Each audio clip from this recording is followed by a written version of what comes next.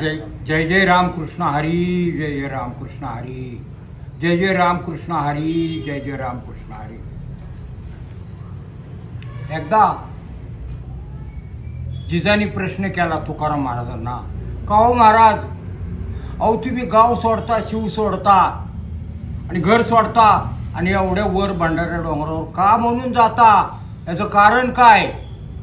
त्यावेळेला तुकाराम महाराज जिजाला बोलले, जिजा तुला नाही कळणार.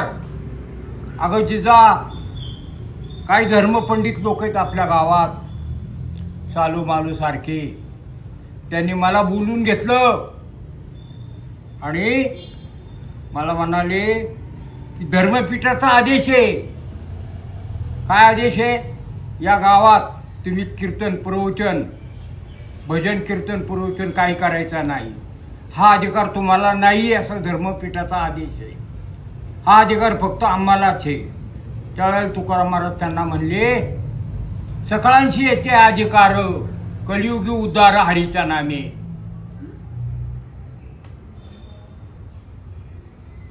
तर सगळ्यांना अधिकार आहे. ते म्हणले तुम्ही कोण आहात? तुम्ही क्षत्रिय शूद्र आहात, तुम्हाला अधिकार नाहीये कीर्तन प्रवचन करण्याचा आणि अभंग बोलण्याचा किंवा काव्य करण्याचा तुम्हाला अधिकार नाहीये. तुम्ही या गावात तुम्हाला बंदी, धर्मपीठाने बंदी घातलेली आणि ती तुम्हाला पाळावं लागेल ती बंदी. मग तुकाराम महाराज भंडारा डोंगरावर जायचे. तो अभंग ऐका. वृक्षवल्ल्याम्हा सोयरे वनचरे, वृक्षवल्ल्याम्हा सोयरे वनचरे, पक्षी सुसरे आळविती. येणे सुखे रुचे एकांताचा वास, नाही गुण दोष अंगा येतो. आकाश मंडप पृथ्वी आसन, रमे तेथे मन क्रीडा करू. कांथा कमंडलू देह उपचारा, जाणवितो वारा अवसरू. हरिकथा भोजन परवडी विस्तार, करून या प्रकार शेवरुची. आणि तुका म्हणे वय मनाशी संवाद, आपलाची वाद आपणाशी. अगं जिजा, मग मी त्या भंडारा डोंगरावर जायचो. मग त्या भंडारा डोंगरावर मला आनंद वाटतो म्हणून मी जातो. ह्या अभंगाचा अर्थ मी तुम्हाला फोडून सांगतो, याचे विश्लेषण करतो या अभंगाचं तुमच्या समोर, लोकांसमोर. वृक्षवल्ल्याम्हा सोयरे वनचरे, पक्षी सुसरे आळविती. मग इथंच कोणी मला अडवणार नाही ना. या डोंगरावर गाव सोडले, शिव सोडली, वर भंडारा डोंगरावर जायचे. हे वृक्षवल्ली येत नाही, ही झाडं झुडप, हे माझे सोयरे आहेत, हे माझे मित्र आहेत, हे माझे नातेवाईक आहेत, हे ऐकतील. आणि पक्षी सुसरे आळविती. ज्या टायमाला तुकाराम महाराज बसायचे निवांत हरिनाम घेत किंवा अभंग रचना करायची भंडारा डोंगरावर, त्या टायमाला पक्षी आणि पशुपक्षी यायची त्यांच्याजवळ. हरणं, बदकं, राजहंस, वेगवेगळ्या प्रकारचे ससे त्यांच्या जवळ यायचे आणि ऐकायचे. तुकाराम महाराजांना सर्वांची भाषा येत होती. पक्षी सुसरे आळविती, वेगवेगळ्या प्रकारचे पक्षी यायचे आणि माकडे यायची रानावनातली ऐकायला. आणि ते ऐकायचे बस का? तुकाराम महाराजांची भाषा, त्यांचा आवाज गोड होता. वृक्षवल्ल्याम्हा सोयरे वनचरे, पक्षी सुसरे आळविती. पक्षी सुद्धा त्यांना साथ द्यायचे, त्यांच्या अभंगाला, त्यांच्या त्या काव्याला पक्षी साथ द्यायचे. पक्षी सुसरे आळविती. येणे सुखे रुचे एकांताचा वास, नाही गुण दोष अंगा येतो. मग का हो, काय काय शंका घ्यायचं, कोणाचं काय कारण आहे का? मानवाला बुद्धी दिली ते शंका काढतील. हे पशुपक्ष्यांना जे ज्ञान आहे ते आपल्याला बी आहे, पण मानवाला गर्व आहे बुद्धीमुळं. ते बाई चूक काढतील किंवा चांगले म्हणतील. पण इथं चांगले कुणी म्हणाय नको आणि वाईटही म्हणाय नको. ह्या पक्ष्यांना आवडतं, ह्या जनावरांना. रानातली जनावरच नाही छोटी मोठी, ते माझ्या जवळ येतात तर राहायच्या.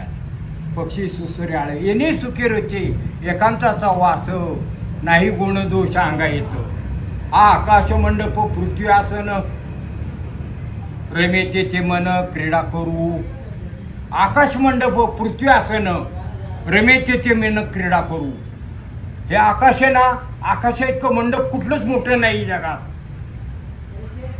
माझं मंडप काय तुकाराम महाराज म्हणतात, आकाश आहे माझं मंडप, अनुरेणू तोकडा तुका आकाश एवढा.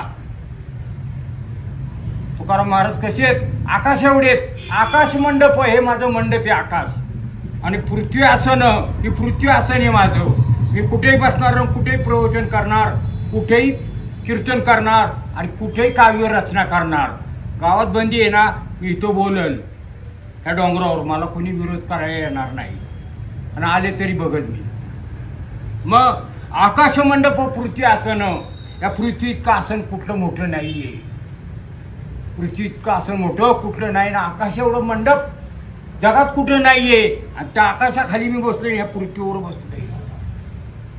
आकाश मंडप पृथ्वी आसन रमेते ते मन क्रीडा करू. कांता कमंडलू देह उपचारा जाणवी तो वारा अवसरू.